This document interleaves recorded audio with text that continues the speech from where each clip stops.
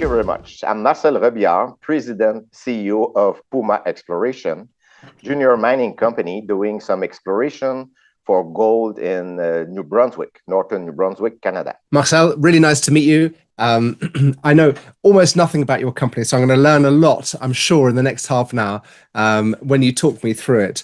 Now, when I had a quick look at New Brunswick, the first thing I saw was the Bathurst Mining Camp, and that suddenly I remembered, of course, my geology course and the VMSs. It produced, they were operating mines there for 60 years, but famous for the VMSs, and yet you're here exploring for gold. Yeah. Can you tell me a little bit about the history of gold exploration in New Brunswick and how you came to it? Exactly. So we've been working in Bathurst Camp for about 15 years, Puma itself, but at the time we were looking for base metal. Exactly as you said, Bathurst was renowned and famous for his base metal mine. Basically, the Brunswick 12 was the biggest underground zinc mine in the world. So we've been working for that for many years, up to the time that the gold activity and the gold potential of Newfoundland has really been kicked off back in the 2019 or so. So all those companies have been working in that area, discovered really nice high-grade gold deposit, high-grade gold project. So we decide as a geo with my technical team to look the potential for gold as well in New Brunswick, because this is the same age, same origin, which is the Appalachian rock. So we said we should be able to find out really nice deposit, gold deposit in that area. So we move and switch from the copper and zinc explorer to a gold explorer, and we get approached by a local prospector from Mr. Art Hamilton, who still do some work there, because it's not too much happening anymore that the real prospector goes out and walk in the wood. So he called us and come back and say, we have 50 grams gold grab sample at surface. Would you mind to have a look on it? So that was the last thing that we need to really prove up the potential for gold in New Brunswick, northern New Brunswick. So this is where we've been started. And so what's the sea distance? What's the geographical distance between New Brunswick and Newfoundland? It's about like 300 kilometers. But the thing is, when the origin happened, all that was all tied up together. So even like from USA, New Brunswick, Newfoundland, up to Ireland, this is all, the same belt that they were there. So the big mine in Ireland and the one is in USA is the same rock. And so they pulled apart and when the Atlantic opened, it's a exactly, yes. Okay. So it's pretty close by in what we call, geologic frame. For sure, if you want to drive or fly or walk, you will have a really nice distance. But on the geological scale, this is just beside, like neighbor. Okay, and so New Brunswick had never been explored for gold, really. And I mean, when I look through your news flow, your news releases for the last 3 or 4 years, it's extraordinary from 2019 to the pace of discovery. And can you just talk to me through how you've been handling all this new information and what your approach has been? Yes, we're really like technical and data oriented. So what I mean by that is, before to put a drill hole somewhere, we really want to make sure that we're going to make a discovery, we find something really interesting. But if we're talking about the gold potential, I mean, back in the maybe 2000 roughly years, there's a company, Galway's Metal, at the time, that they are working in certain part of New Brunswick, and they have about, if I'm not wrong, about 3 million ounces inferred and indicated resources of gold deposit. So we know there's already been occurrence of gold, but as I said, Noranda holds about 80% of the camp at the time for base metal. So it's pretty hard as well to get some claims and do some real exploration for gold. So we looked that together, and we've get called by prospectors. So we've put in 2 years about like 28 deals together from local prospectors. Some other was staked by us. And as I said, really technical work done. So by that is boots on ground, same team, doing some exploration, early stage exploration, and then we do some trenching. After the trenching, we do the stripping. So we always have different steps, before making a real discovery by drilling. So the beauty of New Brunswick, if you look a little bit at our picture and movie, it's really little overburden. So this is one big upside in the area, because instead of trying to drill blind, what you do, you save a lot of costs by doing some trenching and stripping, and then you remove all the gravel, which I should say, it's overburden, so glacial material, and get the 2 feet on the ground, the real rock. So it's even better to have a really nice stripping, as we can do, because there's other jurisdiction that you cannot do that kind of stripping. That zone, which we call the Lynx zone, is stripped for 700 meters long by 200 meters. So it's already kind of a pre-stripping. Then you do the map, you take the measurement, you see everything, get as much sample as you can, grab sample, and then you drill. This is the discovery way we do it. Why did you start on Lynx? Was it because it was the most accessible? Was it because you had a license available there? Or was it because that was the best data? Or was it a combination of all three? Basically, it's a part of luck as well, because that the exploration, we're back with real data, with real information, but you always need a little bit of luck. So what we've done, having that grab sample in the inaugural showing, which was the O'Neill showing, then we get that 50 grams. So we knew there were the rhyolite. So the first trenching was always only done to intersect the rhyolite, because we thought at the beginning that the gold was within the rhyolite as it must be. So we did some trenching, but those trenches was done along logging road, because before cutting some wood, as you have probably a rhyolite maybe 1 kilometer long, so you don't know really where to start. So to save cost, but also, to not cut the wood if you don't need it, so you do your trenching in the previous road. So when I'm saying that it's part of luck, that road could be like 200 meters away and we would not get it. So first trenches, only 3 grab sample at the bottom of the trench, 6 grams, 9 grams, and 3 grams gold, which are not like really crazy. But once we found that, then we said we have something in hand right there at place. So we start trying to follow those veins up to the contact with the rhyolite, and boom, that's where we discovered the Lynx zone. And since then, we just keep working there, apply for a bigger permit, doing more stripping, and then that's where we did the discovery hole, the first one, the second one last year, where we got up to a little bit more than 5 grams over 50 meters right from surface. So this is really exploration, grassroots exploration. And then, because it's so really nice place at surface, then we did all the survey. So we did the V10 survey for 30,000 hectares. We did the MAG, radiometric, and then, which is so great, instead of what many people do is they do survey and they test the target. Us was a little bit opposite. We already have a nice place, and then we did the survey to cover that discovery and see within the 40,000 hectare where we could find the same signature and direct our exploration program. Could you show me some geology or the geophysics of that place, of the O'Neill Gold Trend or the Lynx zone? Because I haven't quite got it in my head. I've seen in your presentation that you've been working with Greg Corbett, but let's yeah, exactly. Yeah, is it better like this, Merlin? Yeah, I can see that. That's good. Perfect. So just to give an introduction about what I'm talking about, that what we've been talking, the Bathurst camp, the places being explored for VMS, massive sulfide, zinc, and copper is stopped there.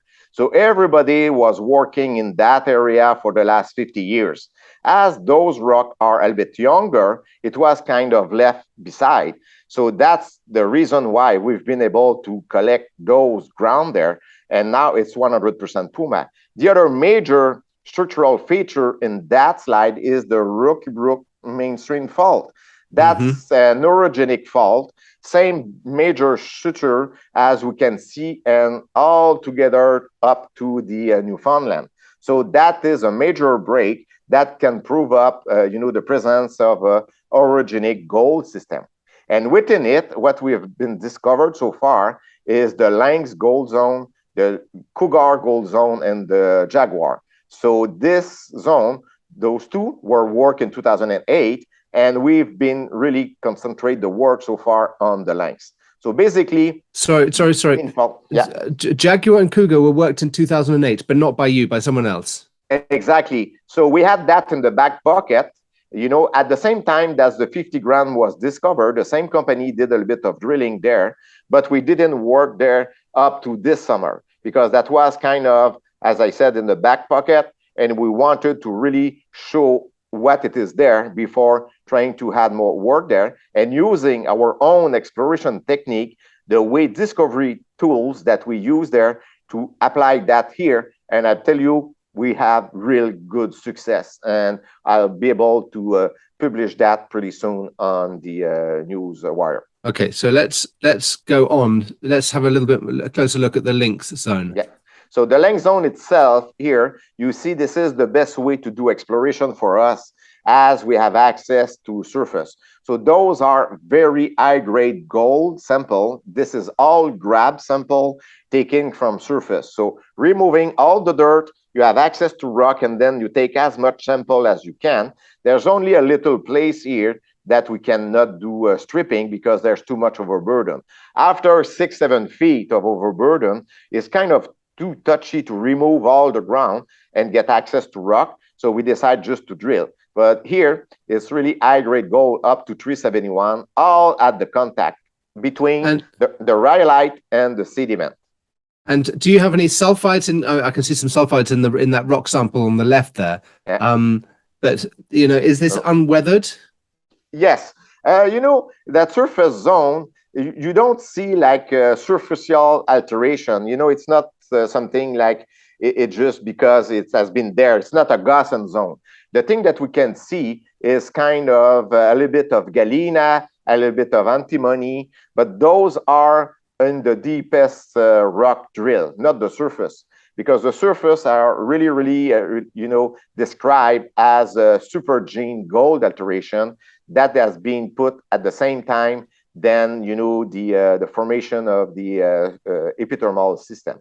So when you look that in parallel, you know, those are, again, the yellow is the supergene alteration found. It's still open because we only have drilled almost the surface. 100 meters vertical, that's the maximum, because as long as we can drill the surface, there's no real mean to go and spend much more money to drill deeper. So this is the grab sample, and if you look, this is only the very high grade intercept that we got. We have a lot more, but on the picture, we just add, you know, those high grade zones. So anything between like 5, 6, 7 grams up to 34, 50 grams over 2 to 3 meters. This is the course, you know, of the biggest quartz vein. Now, sorry. Just when you talk about supergene alteration, you kind of just describe that process to me. So you've described this as an epithermal deposit. Yes. With a supergene alteration. So there's a paleo-erosional surface and some supergene enrichment on that paleo surface prior to glaciation. Exactly. And prior to glaciation and prior to other, maybe some additional sediment and other lava that it can be there, you know, because we're just at the beginning of the understanding of all the system. But if you look here, this is probably the paleo surface, as you mean. This is the rhyolite, so the lava flow. And at the top of it, sediment were capping that. So, you know, I don't know exactly the timing of the fluids when, but for sure, it was pretty close from the surface where the paleo surface and water came into it and then helped to deposit the gold. And when you look so it's dipping to the northwest. So these exactly, you're totally right. Yes, dipping to the northwest, and it goes at depth. And if you look, this is a little bit what I'm talking here. That is what we've been mapped as the supergene gold enrichment. So within the rhyolite or within the sediment? Both of it, both, because as you can see, that mineralization is also, it's really at the contact where we find more, but some veins getting into the sediment further. So I don't know how much sediment was before. So you've got footwall sediments and volcanics. Then you've got a rhyolite flow And then on top of that, you've got more sediments. Exactly. And you're saying that the preferential mineralizing environment for whatever reason, chemistry or temperature or pressure, it was on that contact between the rhyolite and the... Yes. So are you chasing a subvertical contact zone, or are you chasing shallowly dipping contact zone, or are you chasing a subvertical structural zone? Following the discovery, because as I said, this is the only first 10,000 meters, we all start looking for, a big pit with low grade mineralization, which would follow that, dipping area. But after what we've been able to find out is maybe there's probably a part which is more orogenic than epithermal, because the origin, you're pretty close from the major fault. And some other expert really consider what we have as more orogenic gold system. So then we can find higher grade vein, which is what we find. If I can show you here, some quartz, this is what we call the VG into the supergene gold mineralization. It has been proving up with thin section. We have iron carbonate, as you said, Mr. Corbett did a study about our own data that they show that it's confirmed this is really a supergene. But if you look the other slide, this is mostly the high grade vein that we have. So those are what we have as very high grade vein, up to the about 3-4 meters wide, and you see those. So VG, a bit of visible gold, but also you start to see a little bit more galena, antimony, and a little bit of copper. But never like it will never be a copper mine or a lead mine. But we're talking about 200 ppm only of lead. But it's a chemical signature. Exactly. And what is now our target after being able to locate those high grade? I cannot say shoot because that's not a mine yet, so I cannot say or shoot. But higher grade zone, you can see this is all open. So now in the next phase of drilling, what we're going to do is not to follow the supergene alteration, but really to be able to try to chase those high-grade veins, which we hope they're going to bring us to the mother lode, or what I can say, the feeder zone on the system. So, and as you see here, only about 100 meters, not even vertical, that has been tested. And it seems to show already some, horseshoe, I cannot say horseshoe, I know, but gold enrichment follow it at depth. So this is what we want to follow. And this is a long section. Those high grade zones, are they kind of 3 to 4 meters thick? Is that what you're looking at? Yes, but the thing is, it's not just one, because we have a lot of time like one bigger vein between 1 and 3 meters, but we should call it mostly kind of a corridor. So within that, about a 10 meters wide zone, then you have probably one big vein and associate with a kind of stockwork, brittle zone between that they carry gold in it. So far, all the study that we have done confirm that all the gold so far is within, at length, the quartz. So whatever the size of the quartz, stockwork, little veinlet, millimetric vein, they are all located in the quartz. So we don't see so far gold disseminated within the rhyolite package. Kind of sometimes, you could have those, more continuous mineralization within the rhyolite. It's really, really located at the contact zone. Okay, so it's a quartz. It won't always be this. I'm sure there'll be, as you explore it further, there'll be other places where it's not related to the quartz. But so far, the gold goes where it goes. But at the moment, it's going with the quartz. Exactly. But so far, Marlon, if I can say Marlon, if you don't mind. We have done during the summertime other discovery, which is a little bit different. So the the style of the mineralization is more associated with pyritic zone and also pyritic zone, and also the big potassic alteration, which could lead probably to the interpretation that there's many different mineralization events that they can be different within it. So maybe a part would be orogenic, some other will be like high grade vein, and some other like lower grade big pit. So it's just like a dream for a geologist, because there's so much to be found there. and having access to all the ground, like paved road, it's all beside everything. We going to learn a lot with it. So that's really interesting. So it's interesting how one's concept of geology evolves. You saw the supergene. Greg Corbett came in, and he's a fantastic geologist. I've worked with him. He's an extraordinary guy. And then the kind of the data just kind of starts saying, well, there is this kind of epithermal signature, but there's also, don't forget, there's also this orogenic, there's this deep structural stuff. It's related to the quartz in some places, it's related to the sulfides in other, but it's linked to these second order or third order structures off that major fault. So, I mean, you're still in a very early stage of understanding the mineralization in the wider area. You're getting a better handle on what's happening at Lynx, but actually across the whole the whole camp, it's across Williams Brook. Is it Williams Brook?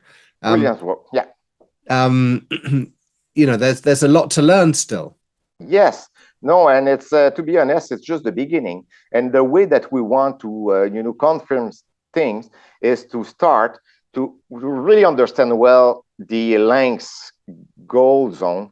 This way, we'll be able to apply that to the rest of what we call, we think it's a birth of a new gold camp.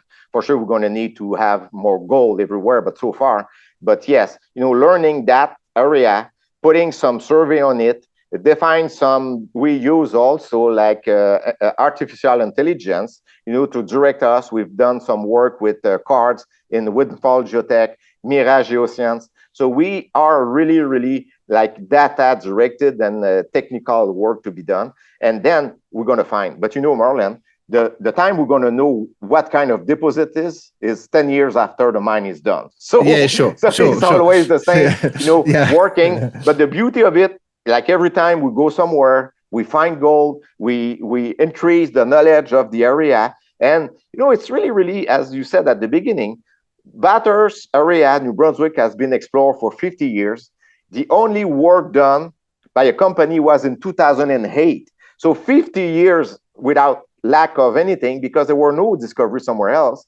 And in 2008, when we take that property, they had only few holes, few grab sample. So it's really great for a team like my technical team to start from something grassroots, and then within 2 years, that's only 2 years of work that we've been able to define that gold zone and then find more, and probably 2, 3, 4 new additional zone that we're going to be working. But we don't want to, that's why we use the artificial intelligence, because it's 40,000 hectares. So we don't want to lose time and go everywhere. We need to at least concentrate the work where we think it's the best. And sometimes, what we do, we have our own expertise, my geologist, my VP exploration, define some targets, but we're not stick with it. We want to use like a little bit more, artificial intelligence to help us and select. So let's say that we have a belt, which is a 10 kilometers.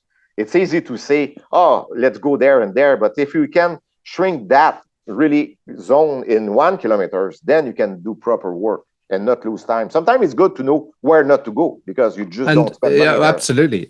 Yeah. And where are you in that process? Yes. So basically 10,000 meters of drilling is done. The assays, are pretty good. We've done some early stage exploration elsewhere. So since about the beginning of June, we had 2 teams working to define the next, what we call the next Lynx gold zone, which is at least, a drill-ready target for the end of 2022 or 2023. So basically, now we've done the drilling. All the data are sent to our consultant, like hang on. Yeah. So one second. So that 10,000 meters of drilling has all been done at Lynx, has it? Exactly. Our drilling is all been concentrated to Lynx. It was like a recommendation from Mr. Quinton Inning, which has helped us as well as, an expert. And we did some really close spacing drilling, about 15 meter space hole, to really locate those high grade. Because as it's never been drilled, we need to know where are those high grade if we want to chase those at depth. So 10,000 meters of drilling there. Did you say 50 meters spacing or 15? 1.5. You probably noticed I'm French. I'm French. Huh? You saw my accent. It's possible. It's possible. So yes, we did really close basing because those are sometimes pretty hard to follow. If there's, the orogenic, sometimes it pinch and swell, and, you can have just a fault moving. So having those confirmed 3 high-grade zones so far to be able to follow at depth, which we called in the past was the Iapetus, the Lynx, and the Moose. Now we're calling that zone just one major lens, which is the Lynx gold zone. So it's going to be one zone. And have you picked up the mineralization underneath? You've talked about kind of drilling it. What's your pierce spacing on the fences? Actually, when we drill one hole, we drill, let's say, 45 degree, and then we do a 65. So there's about maybe a 20 meters between, and then we go back another 25 and re-drill a 45. So I bet we have like really nice continuity over 50 meters so far vertical, but it's not because it's not there anymore, just because, we've moved and drilled along strike instead of trying to go deeper, because the mineralization and the rock is similar everywhere. Every hole hit the supergene alteration, quartz vein. The only thing we don't know is the gold grade. So as now, the time frame is 3 months to get the assays. That's the reason why we're going to say we drill the first 100 meters, get all the assays back, and then drill deeper. Because if you just keep drilling an area that there were no gold, it's not efficient. And so you've got 750 meters. You've drilled out to a depth of about 100 meters vertical. Yes. You're waiting for those, and that's the 10,000 meters. And so yes. So we won't know about the consistency of the gold grade. We won't know about the kind of that small variability until we get the assays back. Although you can say that so far at Lynx, every time you've got quartz, you've got gold. Therefore, you're confident or you're hopeful that there is going to be gold through this. Plus, presumably, you've got a handle on visible gold as well. Yes. There's zone, the one that we've been confirming, the 3 zone, are pretty consistent, really consistent. We know now that once we drill the what we call first the Lynx vein, the main central part of Lynx, we know now that most every hole hit. And when I'm talking about hitting is probably a metal factor for gold for at least 25 to 200. So we know that is area, but it doesn't mean that if we go just a little bit further, then it's going to be a deeper place. So, we got some surprise because at surface, we had some very high grade zone. When we drill just underneath was not there, but when we drill a little bit further, then we hit. So this is, it's hard because there's quartz everywhere. And as I said, we don't know it before the grade come back from the lab. Good. I'm slowly building my understanding of where you've got to and what you're seeing and where you are in that process. It's going to be good for the next meeting, though. Yeah. Take it this way. Well, I learned by repetition, and I hope that by me learning on camera, I also help the viewers learn at the same time. So yes, because we're too deep in it, huh? Us. Yeah, you guys, you know it all. It's all you've got too much information, too much knowledge. You have to find someone really ignorant to share it with. That's what I would say, but yeah. So you've got the 2 teams have been working, as you say, over the summer. 2 other teams looking for new drill targets. Yes. And you sent them to places that you had highlighted as priority areas based on the geophysics and the AI work that you'd done. Yes. And you said that they are working up targets to be ready to drill either at the end of this year or early into next year. Can you tell me a little bit more about what they found, what they're looking at? Yeah. Where they've got to? I would even propose to show you on map, if you don't mind. Let's do it. Okay, perfect. C'est formidable. We're good, huh? So what we use, as I said, prior, is that. So if you're asking me, do we think there's some, higher grade zone pretty consistent? You see those color over 10 grams, 2 to 10s, 0.3. So you see this is now to start to really show those continuity up to at least, as I said, about 50 meters. But now it's open just because we didn't drill there. So all that information together. Sorry. Yeah. Could you just go back and just show me the three main zones that you've highlighted? Yes. Here, this. That is the central part of the Lynx. That's the reason why we call it the Lynx. And what we see here, that is the main surface zone at Lynx. So that is the central part. And we have many sand volcanic fall there. So one of the interpretation, those sand volcanic fall could have been used as a conduit to bring, the mineralization at surface. This zone is that we call in the past the Moose Gold Zone, and they're similar ET. That one is a little bit less work, and we have like those two high-grade zones. At surface was pretty good, but we could not do stripping. So as you see on the slide, this could not be stripped because a little bit too much overburden. And it's funny, where you don't strip, you don't see the veins well. So sometimes you can drill parallel to the vein and miss the vein.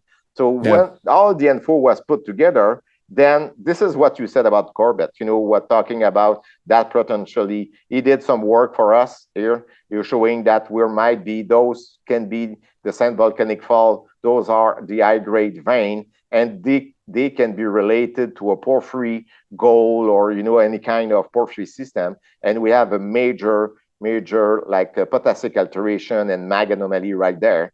So that is one of the, area to be worked. But if you're talking about how I could target it, this is 40,000 hectares. So that's a huge land package. So what we do with MIRA is a mineral potential index. And what they put together is the alteration, the stratigraphy, structural, geophysics, geochem, and mineralogy. And they put that together to put like, this is not a mag anomaly or mag. This is really a potential. It's a heat map. Yes, this is where you should go and focus. So this is, the 700 meters and the drilling, the 10,000 meter drilling that we've been there. So if you put that together, you have, confirm that what we call the O'Neill gold trend can extend there and maybe have another one here up to south. This is the next area where it can be on the other side or an additional, layer or a fold that we don't know yet. And this is the two new zones that we've been working during the work in 2008, where we did a little bit more work. So this summer, the field, the trenching, the stripping was in that area. And once again, is right over the red. So if you look, there's many areas that we have not touched yet, but we are now concentrate the work on those high potential map. Okay, so given that you earlier said that you'd like to go from prospecting to trenching to stripping prior to drilling, is it logical to think that the next place that you're going to drill is at WB1 and WB2? It's going to be if you're talking about new zone to be drilled, yes, but we'll probably do drilling at Lynx itself to follow those zones, at depth. Because one of the things we want to confirm the depth extension of the high-grade vein and see if they're related to, a deeper sources of gold or feeder zone or whatever at depth. So we're going to do a little bit of drilling there, but it's going to be the same timing. Once we're going to launch the drilling program, we're going to have few holes there or many holes, depends about the success we have. But yes, the new drilling area will be here.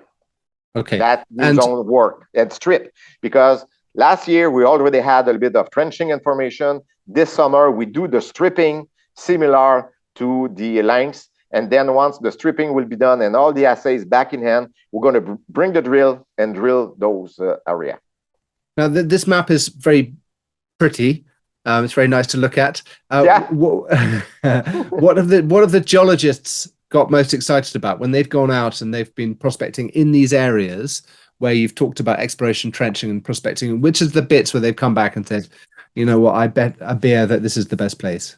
I've been honest with you, Merlin. I have a really enthusiastic team. So they always think this is the best found again and again. Like doing some trenching as we do is they find some stuff, new stuff, every week, 2-3 times a week, because every time you bring a backhoe somewhere and do some trenches, you made a discovery. Whatever it's a gold discovery, it's just something lithological information, that's always helped, because they said at the beginning of summer, hey, Marcel, we might not drill anymore. The Lynx zone is so great at William 2. It's the stripping is crazy. There's gold everywhere. So that was the place. And then they found really something nice right here. And said, oh, Marcel, no, it's really more exciting there. So what we're going to do is get the assays back. But I think this is a little bit different. Everything we find in that area has a more similar mineralization, talking about gold, high-grade gold in quartz vein at the contact with two kinds of rock. Hard rock, which is open up when they do the collision, and always capped with maybe sediment or a mafic lava or something else. And then this area, it's a little bit different because it's mostly more homogeneous gold mineralization within a rhyolite. So we don't see those big quartz vein.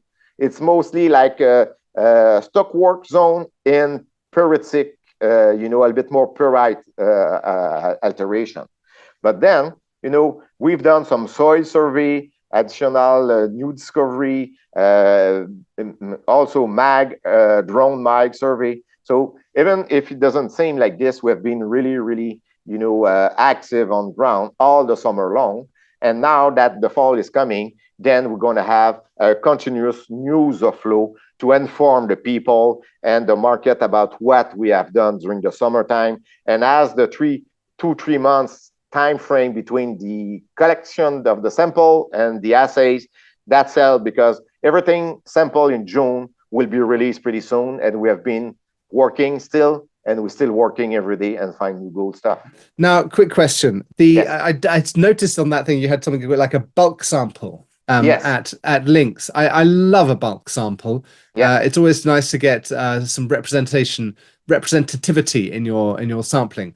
Can you talk to me about what you were doing there and what that process is? The first thing was to make sure there's enough gold there, because a bulk sample costs a lot of money. So that has been checked. Yes, it's really prospective. We have nice gold. It's all at surface, which is great. What we've done, it's still confidential, but we did really, really early stage met tests just to see if it's easy or not to recover the gold from the vein. This is the first step, because as we know, all the gold is in the vein. We need to know how to take that. So after the drilling and we got enough assays to be really confident, we launched a 10 holes HQ drilling program direct in the veins to get the sample to do a bigger test on those veins.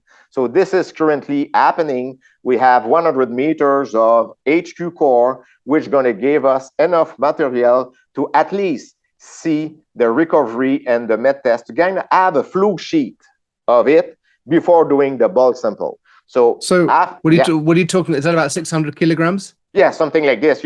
It's a HQ. About every sample is about probably 2 kilo. We're going to have about, let's say, like 500-600 kilograms just on 3 different veins, just to see the recovery. It won't give us the real bulk sample data. The only thing we want is the flow sheet, because once we're going to collect the bulk sample or bigger sample and we send that to a lab, we need to give them at least a flow sheet or to start somewhere. If not, you won't be able to get a real good, result of it and get a good interpretation. It'll also give you a quite good understanding of grade as well. Exactly, yeah. Because we're going to do like 2 meter space hole in that vein, and we know this is the reality of it. The veins are not like 4 meters and all straight. So, it's like this. So, we try to drill as much as we can the veins to get the sample. But the beauty of it, the gold is in the vein. But as I said earlier, just beside the veins are all the stockwork, the little vein net that they carry gold as well. So it's going to be pretty representative of, the mineralization at surface. And once we have the flow sheet during the winter time, we're going to apply for the permit. So permitting on the bulk sample. So we're looking maybe at between 4,000 and 12,000, tons bulk sample. Okay, but it's going to be done during the spring. That's going to be the second step after knowing what would be the recipe, the best recipe to recover the gold. So the bulk sample you've done is like the first stage. It's an orientation bulk sample, exactly, with a view to doing a secondary bigger bulk sample later. How nice, how nice. I always like just clean quartz and gold. It's the sulfide's a real pain in the butt. Yeah. I understood that. That's cool. I think you understand far too much, but there we go. Great. Well, super. I really feel as if I've learned a lot about your project and about the team and about the way that you're doing the work. I look forward to seeing those results starting to come through. I'll be in London as well in October, so I don't know if you're in the area, but would be great to catch up. I'll be there. La prochaine fois, nous pouvons faire l'interview en français si tu veux. Ah, je veux. Parfait. Thank you very much, Merlin. No, we won't. No. Absolument pas. Okay, good. No, great. Well, thank you very much, and good luck. And that's my goal. That's it.